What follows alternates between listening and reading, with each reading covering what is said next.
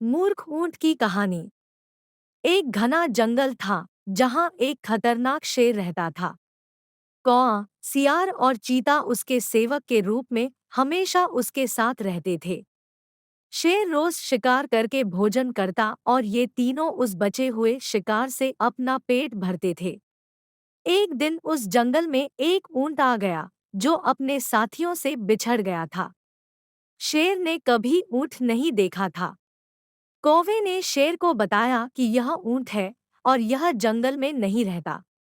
शायद पास के गांव से यहाँ आ गया होगा। आप इसका शिकार करके अपना पेट भर सकते हो। चीता और सियार को भी कौवे की बात अच्छी लगी। तीनों की बात सुनकर शेर ने कहा कि नहीं, यह हमारा मेहमान है, मैं इसका शिकार नहीं करूंगा। शेर ऊंट के पास गया और ऊंट ने उसे सारी बात बताई कि वो किस प्रकार अपने साथियों से बिछड़कर जंगल में पहुंचा। शेर को उस कमजोर ऊंट पर दया आई और उससे कहा कि आप हमारे मेहमान हैं, आप इस जंगल में ही रहेंगे। कौआ, चीता और सियार इस बात को सुनकर मन ही मन ऊंट को कोसने लगे। ऊंट ने शेर की बात मान ली और जंगल में ही रहने लगा। जल्दी ही जंगल की घास और हरी पत्तियां खाकर वह तंदुरुस्त हाय गया।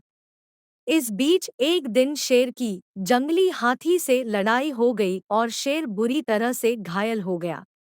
वह कई दिन तक शिकार पर नहीं जा सका। शिकार न करने पर शेर और उस पर निर्भर कौआ, चीता व सियार कमजोर होने लगे।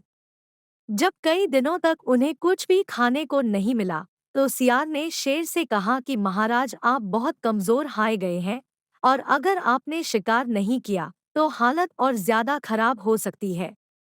इस पर शेर ने कहा कि मैं इतना कमजोर हो गया हूँ कि अब कहीं भी जाकर शिकार नहीं कर सकता। अगर तुम लोग किसी जानवर को यहाँ लेकर आओ तो उसका शिकार करके मैं अपना और तुम तीनों का पेट भर सकता हूँ। इतना सुनते ही सियार ने तपाक से कहा कि महाराज, अगर आप चाहें तो हम ऊंट को यहाँ लेकर आ सकते हैं, आप उसका शिकार कर लीजिए। शेर को यह सुनकर गुस्सा आ गया और बोला कि वह हमारा मेहमान है, उसका शिकार मैं कभी नहीं करूँगा। सियार ने पूछा कि महाराज, अगर वो स्वयं आपके सामने खुद को समर्पित कर दे तो? शेर ने कहा, तब तो मैं उसे खा सकता हूँ। फिर सियार ने कौवे और चीते के साथ मिलकर एक योजना बनाई और ऊंट के पास जाकर बोलने लगा कि हमारे महाराज बहुत कमजोर हो गए हैं, उन्होंने कितने दिनों से कुछ नहीं खाया है। अगर महाराज हमें भी खाना चाहें तो मैं खुद को उनके सामने समर्पित कर दूंगा। सियार की बात सुनकर कौआ, चीता और ऊंट भी बोलने लगे कि मैं भी महाराज का भोजन बनने के लिए तैयार हूँ। चारों शेर के पास गए और सबसे पहले कौवे ने कहा कि महाराज, आप मुझे अपना भोजन बना लीजिए। सियार बोला कि तुम बहुत छोटे हो, तुम भोजन क्या नाश्ते के लिए भी ठीक नहीं हो। फिर चीता बोला कि महाराज, आप मुझे खा जाइए। तब सियार ने कहा कि अगर तुम मर जाओगे तो शेर का सेनापति कौन होगा। फिर सियार ने खुद को समर्पित कर दिया। तब कौआ और चीता बोले कि तुम्हारे बाद महाराज का सलाहकार कौन बनेगा।